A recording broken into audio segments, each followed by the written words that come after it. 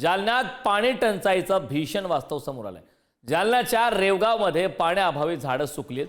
आंबा आणि लिंबाची एकूण 300 झाडं ही पाण्याअभावी सुकू लागली। तर झाडं वाचवण्यासाठी शेतकऱ्यांची मात्र त्या ठिकाणी धडपड सुरू आहे। दररोज हंड्याने पाणी टाकून झाडं जगवण्याचा प्रयत्न सुरू आहे। शासनाने पाणी टंचाईचं संकट दूर करावं, हतबल शेतकऱ्यांनी आता त्या ठिकाणी मागणी केली। जालन्यात पाणी टंचाईचं भीषण वास्तव आता समोर आलं।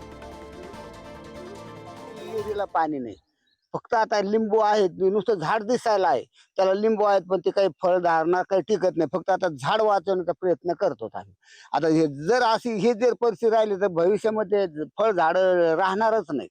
साधारण तुमची झाडं किती आहेत आणि तुम्ही दिवसाला किती हंडे पाणी किती झाडांना टाकता? 300 अंडे आणावं लागतात आणि झाडाला 300 अंडे आणि मग माझ्याकडे 2 बैल 4 गाई आहेत, मग त्याला वेगळं शेंदून आणावं लागतं। आणि कुटुंब पाणी भरपूर म्हणजे पाण्याची जर ही परिस्थिती जर आता राहिली सर तर फळबागा तर नाहीच यावं त्याला, पण झाडं सगळे नाहीच होते। तर यासाठी सरकारनं असं काहीतरी केंद्रित लक्ष केलं पाहिजे।